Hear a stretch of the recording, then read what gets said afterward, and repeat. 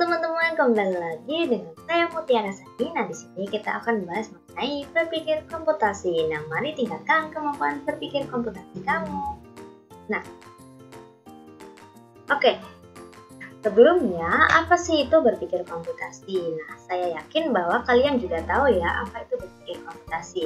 Tetapi, mari kita bahas sedikit deh mengenai definisi dari berpikir komputasi.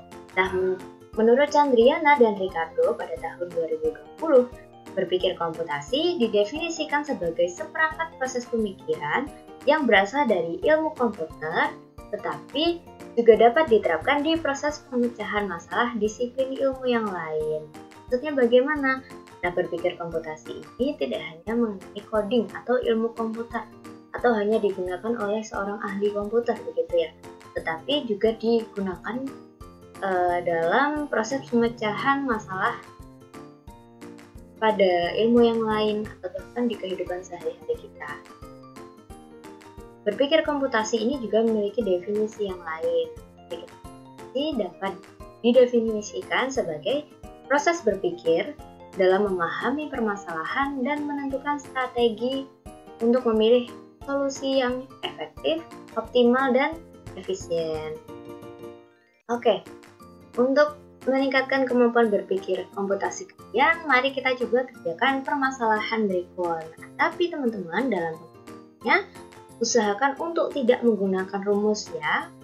Nah, di sini permasalahannya yaitu terdapat susunan lingkaran sebagai berikut. Nah, kalian disajikan 4 gambar yang di dalamnya terdapat beberapa lingkaran pada gambar 1. Seperti ini, gambar 2 seperti ini, gambar 3 seperti ini, dan gambar 4 seperti ini. Nah, kemudian kalian diminta untuk menjawab beberapa pertanyaan. Ada 3 pertanyaan. Yang pertama mengenai banyak lingkaran pada gambar 5, yang kedua ada banyak lingkaran pada gambar 10, dan juga banyak lingkaran pada gambar N atau pola umumnya, gitu ya.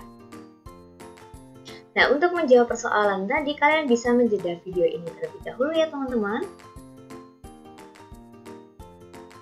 Oke, langsung kita bahas saja gitu. Nah, untuk permasalahan ini sebenarnya banyak sekali cara penyelesaiannya teman-teman. Yang pertama, kita dengan mendaftar satu persatu dari gambar 1, gambar 2, gambar 3, gambar 4, gambar 5, hingga gambar ke-10 itu ya. Tetapi untuk gambar ke N kita harus menyimpulkannya sendiri begitu tuh.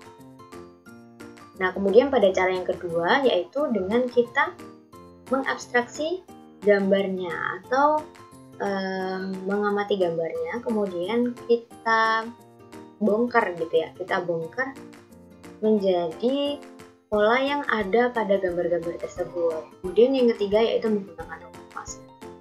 Untuk saat ini karena kita membahas berpikir komputasi, maka kita kecualikan dulu untuk yang membahas menggunakan rumus ya. Menggunakan rumus apa ini? Nah, rumus pola bilangan aritmatika maksudnya. Nah, kemudian bagaimana cara mengerjakannya? Saya yakin teman-teman pasti sudah bisa mengerjakan. Oke, langsung kita bahas ya. Nah, yang pertama yaitu kita yang mudah, yang biasa digunakan itu dengan mendaftar. Mendaftar itu bagaimana? Nah, ini kan pada gambar 1 ini ada beberapa lingkaran. Ada berapa lingkaran? Ada 1, 2, 3, 4. Ada 4 lingkaran. Kemudian pada gambar 2 ada berapa lingkaran? Ada 1, 2, 3, 4, 5, 6, 7. Ada 7 lingkaran. Kemudian pada gambar 3 ada berapa? 1, 2, 3, 4, 5, 7, 8, 9, 10. Ada 10 lingkaran. Kemudian pada gambar 4 ada berapa lingkaran? Ada 1, 2, 3, 4, 5, 6, 7, 8, 9, 10, 11, 12, 13. Ada 13 lingkaran. Nah, dari sini kita bisa mengetahui bahwa setiap suku ibaratnya kita bilang. Oke, setiap suku itu selisihnya ada berapa gitu. Selisihnya 3. Nah, 4 ke 7 itu berarti ditambah 3, 7 ke 10 itu ditambah 3, 10 ke 13 itu ditambah 3. Kemudian, lalu bagaimana pada pola kelima? Berarti 13 ditambah 3 berapa? 13 tambah 3 yaitu 16. Sehingga pada gambar 5 terdapat 16 lingkaran. Oke, selanjutnya itu sama kalau kita mencari gambar ke-10 dengan mendaftar ya teman-teman. Nah, tetap ditambah 3, ditambah 3, ditambah 3 dan seterusnya. Sehingga kalau pada gambar kelima itu 16, maka gambar ke-6-nya itu 16 ditambah 3 19, 19 ditambah 3 22, 22 ditambah 3 itu 25, 25 ditambah 3 itu 28. Kemudian yang terakhir pada suku ke-10-nya yaitu 28 ditambah 3. Berapa teman-teman? Iya, 31. Sehingga pada gambar 10 terdapat 31 lingkaran. Nah, selanjutnya teman-teman itu mengenai pola umum. Mungkin kalau untuk mencari pola-pola tertentu ya teman-teman, kayak pola ke-15, pola ke-30, meskipun dengan cara mendaftar seperti ini, itu tetap bisa kita lakukan meskipun manual ya, kayak panjang prosesnya gitu. Nah, untuk memudahkannya kita bisa mencari pola ke N. Nah, bagaimana cara kita mencari pola ke N tanpa rumus gitu ya, tanpa rumus pola bilangan aritmatika itu gitu. Nah, kalau saya di sini menggunakan gambarnya teman-teman. Nah, gambarnya ini saya ubah menjadi seperti ini. Dari gambar 1 yang seperti ini menjadi gambar 2 yang seperti ini. Mengapa kok ini 1? Ini tuh yang tengah teman-teman. Jadi saya melihatnya gambar itu karena ada 3 cabang gitu ya. Dan setiap polanya itu bertambah 1 pada setiap cabang. Nah, kecuali yang tengah ini, jadi yang di sini ada 1 lingkaran ditambah 1 pada setiap cabang. Karena cabangnya ada 3, maka ditambah 3. Begitu pula seterusnya teman-teman.